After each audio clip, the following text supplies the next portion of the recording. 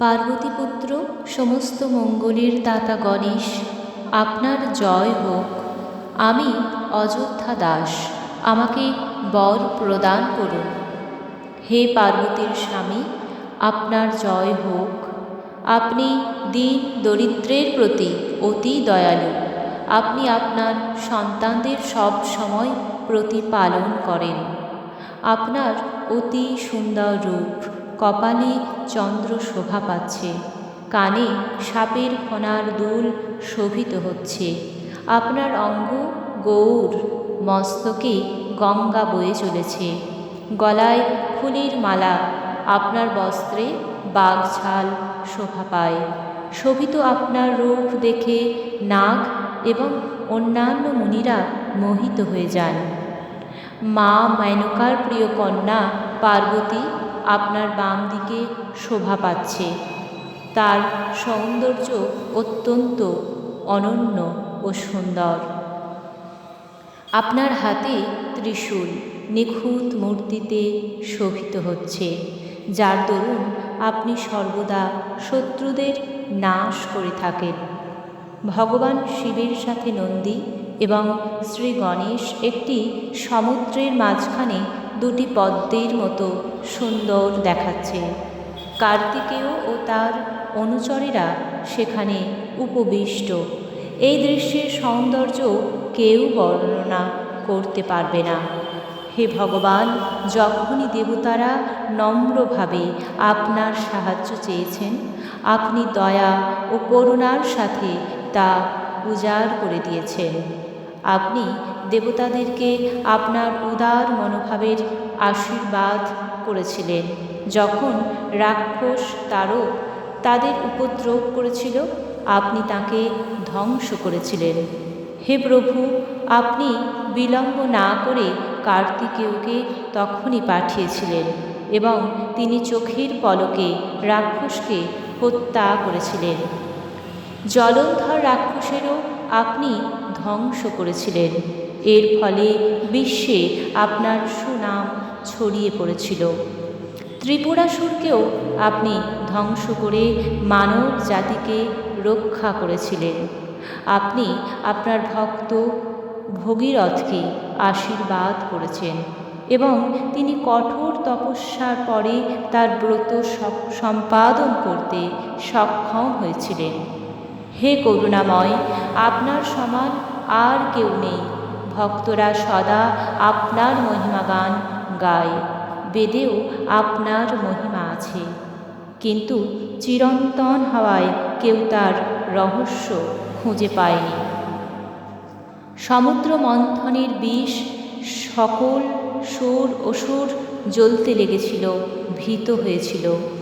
তখন সকলের প্রতি গভীর মমতার বশে আপনি তা পান করে সকলকে রক্ষা করেছিলেন এবং আপনার গলা নীল বর্ণ হয়ে যায়।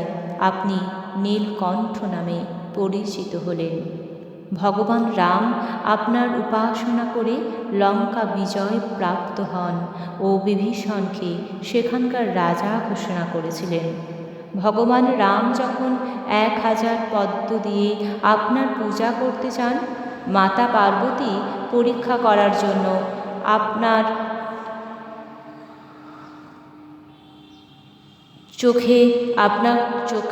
চোখে অন্ধকারে রেখে সব পদ্মকে লুকিয়ে রেখেছিলেন। আপনি তখন মায়া বলে একটি পদ্ম লুকিয়ে রাখলেন। নয়ন পদ্ম দ্বারা শ্রীরাম আপনার পূজা করার কথা ভাবলেন। এইভাবে যখন রামচন্দ্রের প্রতি দৃঢ় ভক্তি ও বিশ্বাস আপনি দেখতে পেয়েছিলেন, তখন তাঁর চাওয়া বর আপনি প্রদান করলেন, তার প্রতি প্রসন্ন হলেন। হে শিব, আপনি চিরন্তন, জয় হোক আপনার। সকলের হৃদয়ে থাকুক আপনি এবং আপনি সকলকে আশীর্বাদ প্রদান করুন। দুষ্ট চিন্তা আমাকে পীড়া দেয় এবং আমি বিভ্রান্ত হয়ে থাকি, যার কারণে আমি শান্তি পাই না। হে নাথ, আমাকে রক্ষা করুন। এই কাতরভাবে আমি আপনাকে ডাকছি, আপনি এসে আমাকে রক্ষা করুন। এই সংকট থেকে কষ্ট থেকে আমাকে উদ্ধার করুন। আপনার ত্রিশূল দিয়ে আমার শত্রুদের নাশ করুন এবং আমাকে সংকট থেকে রক্ষা করুন। আমি যখন কষ্টে থাকি, প্রিয়জনেরা কেউই আমার কষ্টের কথা জিজ্ঞাসা করে না। হে প্রভু, আপনার উপরেই আমার শুধু আশা আছে। আমার বিশ্বাস শুধু আপনার উপরেই। আপনি এসে আমার এই কঠিন কষ্ট থেকে, সংকট থেকে আমাকে রক্ষা করুন। আমার সমস্ত কষ্ট, সংকট দূর করে দিন। আপনি সর্বদা ধন দিয়ে নির্ধনদের সাহায্য করে থাকেন। আপনার কাছে যে ফল কামনা করে তার সে ফলই আপনি প্রাপ্ত করিয়ে দেন।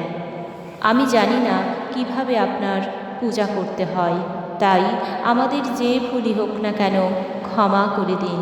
আপনি সকল সংকটের বিনাশকারী, আপনি সকল শুভ কর্মের কর্তা এবং সকল বাধা বিপত্তি দূর করে আপনি কল্যাণ করেন। সকল যোগী, জ্যোতি ও মুনি সবাই আপনার ধ্যান করেন। নারদ মুনি ও দেবী সরস্বতীও আপনাকে প্রণাম করে। নম নম জয় শিবায়। এমনকি ব্রহ্মাও আপনার মাহাত্ম্য বর্ণনা করতে সক্ষম হন না। যে কেউ এই শিব চালিসা ভক্তি ও বিশ্বাস সহ পাঠ করেন, সে আপনার অসীম আশীর্বাদ লাভ করেন। হে করুণাময়, ঋণে ভারাক্রান্ত ব্যক্তি যদি আপনার নাম জপ করে, তাহলে সে ঋণ মুক্ত হয়ে সুখ ও সমৃদ্ধি লাভ করে। যে ভক্ত পুত্র কামনায় এটি পাঠ করেন, সে নিশ্চয়ই পুত্ররত্ন লাভ করেন। প্রত্যেক ভক্তকে প্রতি মাসের ত্রয়োদশী তিথিতে একজন বিদ্বান পণ্ডিতকে পূজা ও হবনের জন্য ডাকতে হয়। যে ভক্ত সর্বদা ত্রয়োদশী উপবাস করেন, তার শরীরে কোনো রোগ হয় না এবং কোনো দুঃখ কষ্টও তার মনে থাকে না।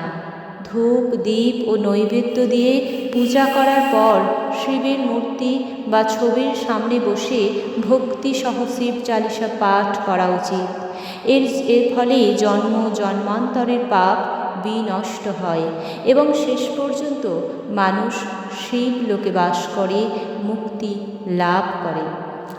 এই অযোধ্যা দাস আপনার কাছে আকুতি করছে। আপনি আমাদের সকল আশা, আপনি আমাদের মনোবাসনা পূর্ণ করুন, আমাদের সকল দুঃখ দূর করুন।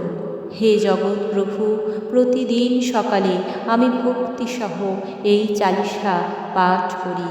দয়া করে আশীর্বাদ করুন যেন বস্তুগত ও আধ্যাত্মিক ইচ্ছাগুলি আমি পূর্ণ করতে পারি। সম্বত 64 সালে মঙ্গবীর মাসে ষষ্ঠ তিথিতে এবং হেমন্ত ঋতুতে ভগবান শিবের প্রশংসায় মানুষের কল্যাণের জন্য এই শিব চালিসা সম্পূর্ণ হয়েছিল। শিব চালিসা সমাপ্ত। ওম নমঃ শিবায়। ওম নমঃ শিবায়। ওম নমঃ শিবায়।